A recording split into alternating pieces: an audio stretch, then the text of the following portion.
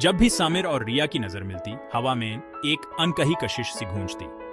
उनका प्यार सामाजिक नापसंदगी की सर्दी में खिला हुआ एक नाजुक फूल था। वो एक मुस्लिम लड़का, वो एक जैन लड़की। उनकी मुलाकात भारी बाजार में हुई, एक इत्तेफाक जो चुपके से देखी गई नजरों में बदल गया शर्मेली मुस्कुराहटों में। उन्होंने सपनों में सहारा पाया, ऐसे राज बातें की जैसे आसमान भी इनकार कर रहा हो। उनके परिवार अपने अपने समुदायों के प्रमुख बेखबर रहे। रिवातों से अंधे वो पुरानी प्रथाओं से चिपक कर बैठे रहे। प्यार एक ऐसा बंधन जिसको धर्म की चरदीवारी में बंटकर रखा गया था। समीर और रिया को उन अदृश्य दीवारों का एहसास होने लगा जो उन्हें अलग करती थी।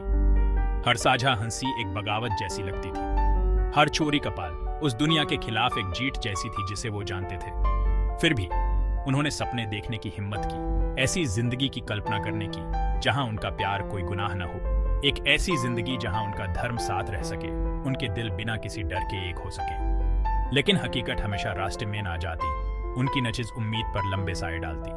उनके परिवारों की उम्मीदों का बोझ, उनके समुदायों से होने वाली प्रतिक्रिया, ये सब एक ऐसे पहाड़ जैसा लग रहा था जिसको पार करना नामुमकिन था। उनकी चोरी छिपे मुलाकातों में एक खट्टे मीठे एहसास की एक झलक मिलने लगी। साथ होने की खुशी इस डर के साए में जी रही थी कि कहीं वो पक देना चाहिए। ये जानकर कि उनका साथ में बिताया गया वक्त उधार लिया हुआ था, जैसे किसी मामूली किताब पर एक चोरी छिपे नजर। उनकी प्रेम कहानी एक अनकही दास्तान उनके दिलों की खामोश भाषा में लिखी रही।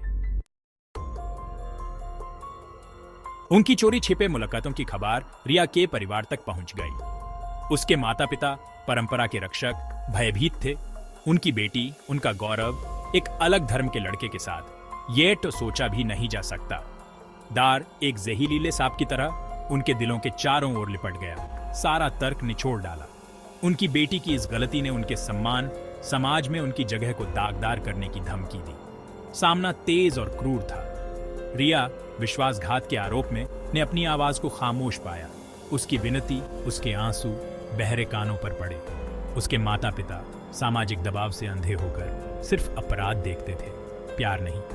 उनकी बेटी की खुशी का उनके रीति रिवाजों के बोझ के आगे कोई मूल्य नहीं था। समीर ये उथल पुथल के बारे में सुनकर खुद को लाचार महसूस कर रहा था। वह उस तक पहुंचना चाहता था, उनके प्यार के लिए लड़ना चाहता था, लेकिन वह इसकी निरर्थकता जानता था। उसकी आवाज उसकी तरह सामाजिक अस्वीकृति के शोर में कहीं खो जाएगी। धर्म की दीवारें जो कभी दूर की बाधाएं थीं, अब विशाल दुर्गम हो गई थी। उनके परिवार डर और सामाजिक दबाव के कारण उनकी गुप्त दुनिया को ध्वस्त करने में लग गए। बाजार जो कभी चोरी छिपे नजरें मिलाने का अड्डा था, अब बचने का इलाका बन गया था।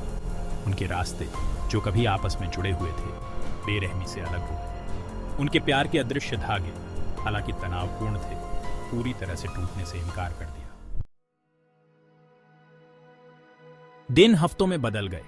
हर एक उनका अलग होने का एक दर्दनाक प्रमाण था। समीर को न देख पाने का दर्द रिया की आत्मा को कचोट रहा था, लेकिन उसके माता पिता का डर, उनकी उम्मीदों का बोझ उस पर हावी हो गया। विवाह उन्होंने घोषणा की, प्रायश्चित का एकमात्र मार्ग था। उसके अपराध को मिटाने का, उनके परिवार के सम्मान को बहाल करने का एक तरीका। रिश्ते आने लगे, हर रिश्ता पिछले वाले से बेहतर। हर चेहरा उदासीनता के समुद्र में धुंधला रहा था। रिया का दिल जो कभी समीर के प्यार से लबालब था, एक मुरझाए हुए गुलाब जैसा लग रहा था। पारिवारिक कर्तव्य और सामाजिक दबाव के बोझ तले उसकी आत्मा कुचल गई। उसके माता पिता ने उसकी चुप्पी को सहमति समझकर खुशी मनाई।